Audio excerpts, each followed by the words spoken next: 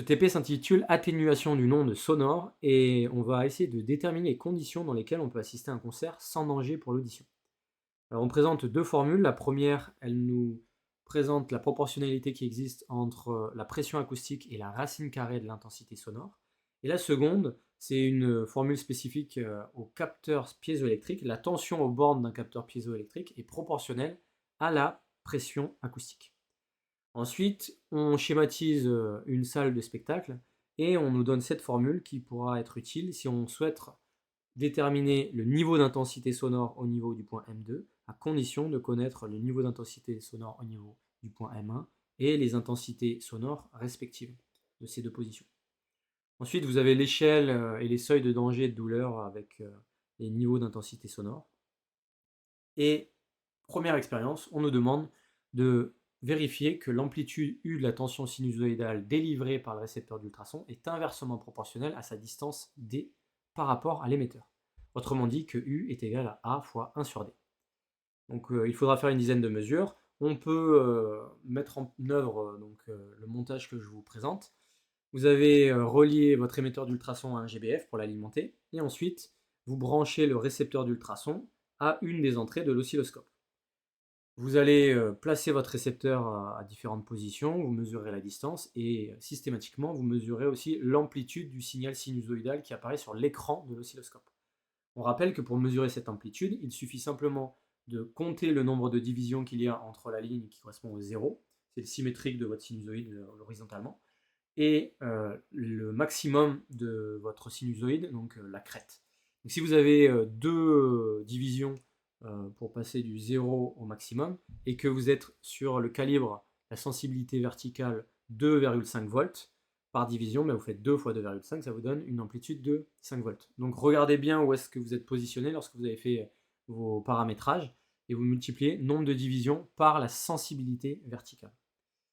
Une fois que vous avez collecté vos données, vous allez sur votre tableur grapheur et vous avez simplement à tracer U en fonction de 1 sur D, après avoir créé la grandeur inverse de la distance. Et vous allez modéliser votre courbe pour vérifier qu'on a bien une droite qui passe l'origine, donc qui modéliserait une fonction linéaire. On vous demande de mettre en œuvre le protocole, et puis dans la question 1.3, on vous demande de tracer U en fonction de 1 sur D, et puis de vérifier si ça fonctionne. Donc moi j'ai fait l'expérience avant. Alors ici vous avez la tension en fonction de la distance. Sur le tableur, j'ai créé une nouvelle grandeur qui s'appelle inverse distance. Donc j'ai tapé égal 1, puis je suis allé cliquer sur la case distance. J'ai mis entrée, et puis j'ai étiré ma case de manière à ce que les calculs se fassent pour toutes les cases.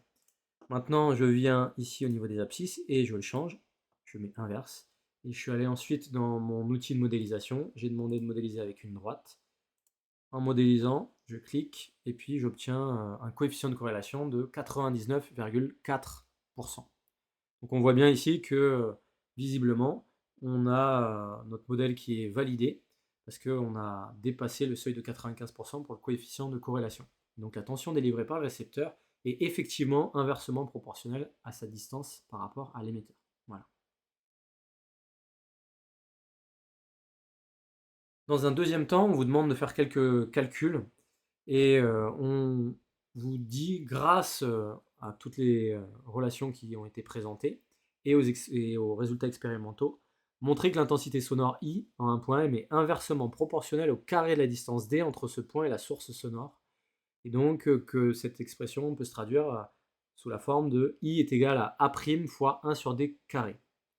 Alors dans ce cas-là, il faut réutiliser les deux formules qui étaient présentées. Donc P est égal à K1 fois racine de I, U est égal à K2 fois P. Et donc vous allez pouvoir, dans la seconde expression, injecter la première. Donc vous remplacez P par K1 fois racine de I. Donc on obtient U est égal à K2 fois K1 fois racine de I. Et nous, on a prouvé expérimentalement que U était inversement proportionnel à la distance séparant le récepteur de l'émetteur. Donc autrement dit, que U est égal à K3 fois 1 sur D. Alors on avait proposé A fois 1 sur D, mais c'est pareil. Donc moi, ça me permet de faire d'égaler les deux expressions. et de dire que finalement, U, c'est à la fois K3 fois 1 sur D, mais c'est aussi K2 fois K1 fois racine de I. Et maintenant, on va isoler I, on divise par K2 fois K1 le premier membre, et une fois qu'on a fait ça, on a cette expression. Et il suffit maintenant de mettre toute cette expression au carré, de manière à avoir I qui est égal à K3 divisé par K2 fois K1 le tout au carré, fois 1 sur D carré. Et donc, on se rend bien compte que I est effectivement proportionnel à l'inverse de la distance au carré, avec un coefficient A' qui s'exprime comme vous pouvez le voir ici. K3 divisé par K2 fois K1, le tout au carré. Passons maintenant à la partie 3, qui est assez calculatoire. Donc on a une situation, un spectateur qui est placé à 50 mètres d'un haut-parleur, le niveau sonore correspondant est de 80 décibels, il décide de s'approcher pour mieux voir la scène, et maintenant il est à 2 mètres. Donc on va devoir calculer le niveau d'intensité sonore L2 à 2 mètres. Mais avant cela, en question 3.1, on va devoir établir l'expression qui est présentée ici. L2 est égal à 20 log de D1 sur D2 plus L1. C'est pas forcément évident. On nous conseille d'utiliser les informations qu'il y avait au tout début de l'énoncé et les résultats expérimentaux. Donc, comment procéder? On va déjà exprimer I grâce à l'expression qu'on a vue juste avant, A' fois 1 sur D carré. Donc I2 va être remplacé par A' divisé par D2 carré et I1 par A' divisé par D1 carré. On se rend alors compte que l'on peut simplifier les termes A'. Donc on obtient 10 log de 1 sur D2 carré divisé par 1 sur D1 carré. On sait que diviser, c'est multiplier par l'inverse. Donc 1 sur D2 carré fois D1 carré sur 1. Ça revient au calcul qu'on a évoqué. Et donc on obtient 10 log de D1 sur D2 au carré plus L1. Le logarithme, vous savez qu'il y a des formes à connaître par cœur. Donc log de A carré, c'est égal à 2 log de A. Donc on va pouvoir faire disparaître le carré dans le log et le faire ressortir. Et donc on aura ainsi 20 log de D1 sur D2 plus L1. Voilà, on a retrouvé l'expression qui était demandée. On peut réaliser maintenant l'application numérique. On remplace D1 par 50 et D2 par 2. Et enfin L1 par 80. On obtient ainsi 108 décibels. On nous demande de commenter ce résultat. Donc sur l'échelle des niveaux d'intensité sonore, on se rend compte que c'est supérieur à 80 décibels.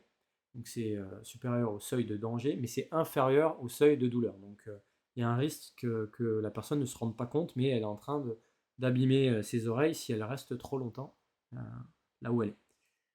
On imagine qu'elle porte des bouchons d'oreille, donc pour se protéger, et ces bouchons d'oreille permettent une atténuation de 25 décibels. Donc une atténuation de 25 décibels, ça signifie qu'on va soustraire à 108 les 25 décibels. On obtient ainsi 83 décibels, et on se rend compte que le niveau sonore est toujours supérieur au seuil de danger. Donc qu'est-ce qu'on pourrait lui conseiller? C'est simplement de se reculer, parce qu'on a constaté dans notre TP que le niveau d'intensité sonore et l'intensité sonore diminuent avec la distance. Il est à 2 mètres, s'il recule de 2 mètres, on a doublé la distance, là on va avoir une diminution de 6 décibels du niveau d'intensité sonore, donc il passera sous le seuil des 80. Voilà. Le TP est fini, vous pouvez ranger votre paillasse et sortir avec le sourire, parce que normalement ça s'est bien passé. Allez, à plus.